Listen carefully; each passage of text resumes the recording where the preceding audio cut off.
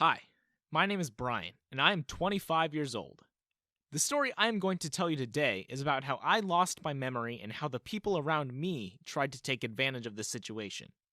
But by some stroke of luck, the tables turned and the unexpected happened. Before we jump into the story, however, don't forget to subscribe. It would mean a lot to me. I will start my story from the point where I opened my eyes in a hospital. I really don't remember anything that happened before that, or the way my life was. I opened my eyes to find a man and a woman whispering amongst themselves. When they realized that I was awake, they were quickly by my side. "Brian, son! Finally!" the woman almost cried. "We've been waiting for you to gain consciousness for months now," the man said. "Who are you?" My voice came out hoarse. "Oh, right. The doctor informed us about your memory loss," the woman sobbed. "I still can't believe this is happening." "How do you feel, son?" the man asked. "Does it hurt anywhere?" "No," I shook my head. "I feel all right, except for the fact that my mind is completely blank. I don't remember anything. Who am I? And who are you? Why am I in this hospital? Can you please call the doctor?" "Brian, please relax," the woman said. "We're your parents. We won't do any harm to you." "Why should I believe you?" I asked as politely as I could. "Please call the doctor." They listened to me and called the doctor. When I asked the same question to the doctor, he replied that the man and the woman were indeed my parents. They had already proved it with the help of documents. I had no choice but to believe them. I didn't have any memory to rely on. They got me discharged in a few days and brought me home. My supposed mom told me that I had been in a very tragic accident and lost my memory, and it took me 2.5 months to gain back my consciousness. Well, the accident might have been really big if it had so many consequences. I didn't know how to feel. Everything felt numb and empty. "Are there any friends or anyone else I could talk to?" I asked my parents one day. They shared a look, and Dad turned to me with a smile. "Actually, yes. We have invited someone very special. She's going to help you." Just at that moment, the doorbell rang and a girl around my age entered the house. Of course, I had no recollection whatsoever about her. She was a complete stranger to me. "Brian, meet your fiancée, Elena," Mom said, with a smile. "You two were engaged to be married before the accident happened. Elena was devastated and never left your side at the hospital. We had to forcefully send her away in the last few days so that she could get some rest." "Oh, great," I replied dryly. I had no other response. I didn't feel anything towards this Elena girl. Elena gasped.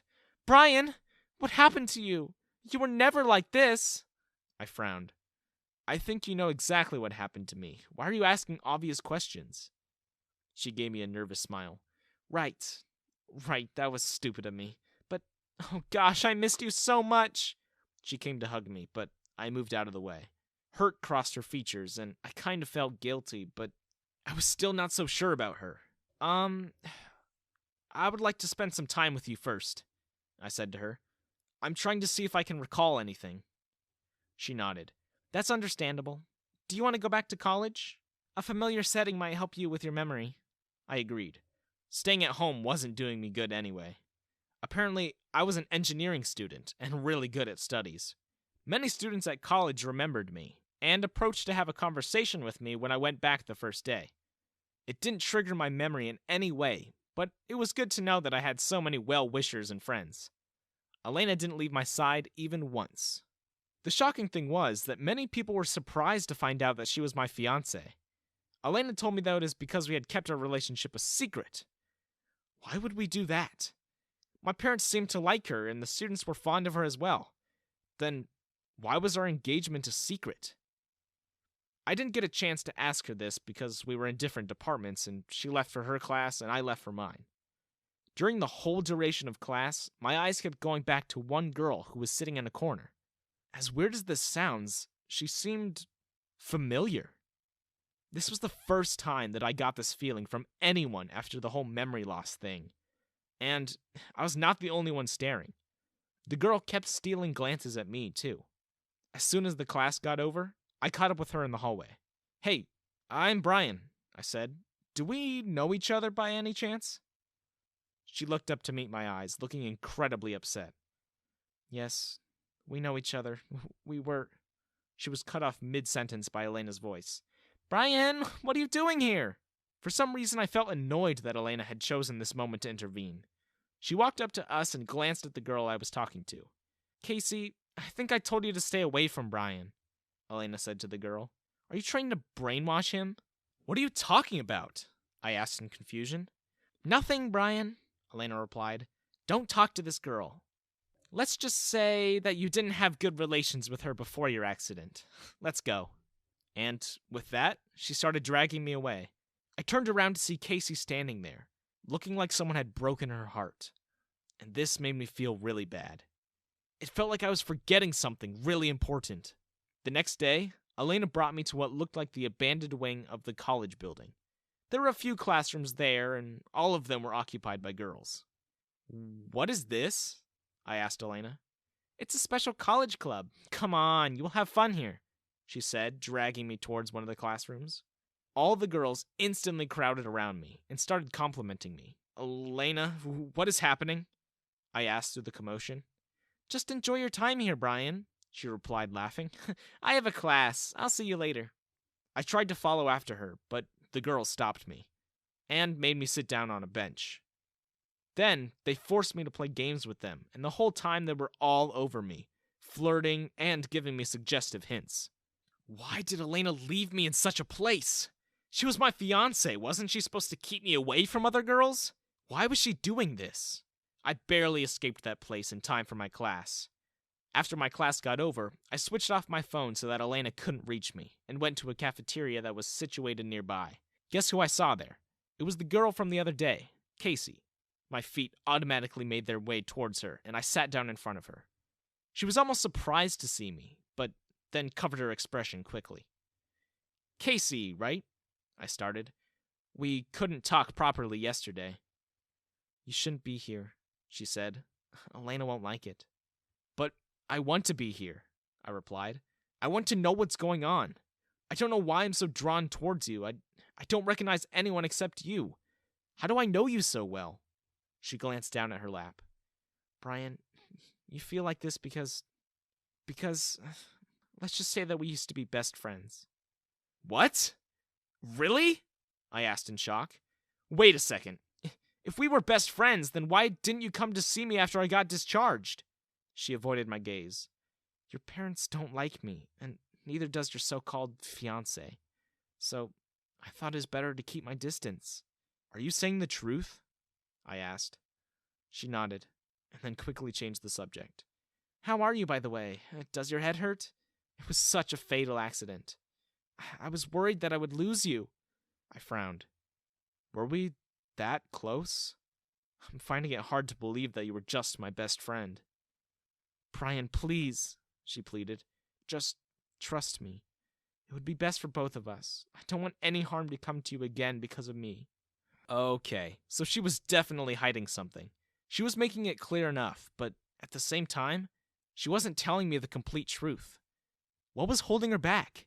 To be honest, I felt more connection towards her than I did to my own parents. Why was this happening, though? Brian, what are you doing here? I've been calling you non-stop. Elena's voice traveled towards us as she entered the cafe and shot me a glare. You, she snarled at Casey. I told you to stay away from my fiancé. Did you not learn your lesson the last time? Stop yelling, I exclaimed. I was the one who came to her. She's my best friend, and I will see her every day now. Do you have a problem with that? Elena opened and closed her mouth several times like a fish. Then she grabbed my hand. Brian, you don't know her. She is a manipulative liar and a gold digger. She's taking advantage of your situation. She isn't anything to you. I will take my leave, Casey said and left in a hurry. I turned to Elena. She's not lying. I can feel it. She has no reason to lie to me. As for you, however, I can't say the same. I don't trust you. You freaking left me back there with all those girls who kept on flirting and made me uncomfortable. What kind of fiancé are you? I gave her one last look and left. As soon as I got home, I called my parents to the living room. Do you know Casey? I asked them. Their eyes widened and they shared a brief look. Yes, we know her, Mom said. She's not exactly a remarkable person. She used to be friends with you just so she could leech off of you. She doesn't seem like that kind of girl, I replied. In fact, it seems like she is really kind and helpful. I've seen her talking politely to everyone in class and helping others whenever they need it. Brian, why won't you believe us? Dad stood up. I'm telling you, she's just pretending. She wants to get on your good side. It was difficult enough to get rid of her last time. Don't associate with her again. Get rid of her? I narrowed my eyes. What do you mean by that? My mom looked around nervously. Oh, nothing. He just meant that we finally got her to stay away from you. She is such a gold digger. Don't let her enter your life again. I was about to argue some more, but the front door opened and Elena entered, crying her eyes out. Brian, I am so sorry. She started sobbing over my shoulder. Please forgive me. I just wanted you to have fun. I'm sorry if I made you uncomfortable. I backed away from her. Okay. Don't worry. Oh, you have to let me make it up to you, she said. Come with me. I will prepare a special dinner just for you. Please. My parents prodded me to go, so I sighed and agreed. Why don't you go up and wait in my room while I prepare the dinner and set the table? I want it to be a surprise, Elena said when we entered her house. Yeah, sure, whatever, I replied and went upstairs to her room. My plan was to lie down and get some sleep, but something on her bedside table caught my eye. It was the engagement ring that Elena used to wear around. I picked it up to examine it. There were letters engraved on the ring, B and C. My heart stopped for a second. Shouldn't it have been B and E, as in B for Brian and E for Elena? Why was there a C instead of an E? This didn't make any sense. I knew something was fishy from the start, but this took it to a whole nother level. I thought I should give these people the benefit of the doubt because I lost my memory, but now I had to investigate further. Something was definitely wrong here. I looked around in Elena's room and searched all her drawers and stuff to see if I could find anything, but no luck. In the end, I looked into her closet. There were only clothes and other accessories, but a notebook was lying deep inside, safely concealed with the help of clothes. I glanced towards the gate to make sure that no one was coming and opened the notebook. What I saw in there blew away my mind. It was clearly written in big, bold letters that I was the heir to my late grandfather's assets and money. Some document copies were attached as well.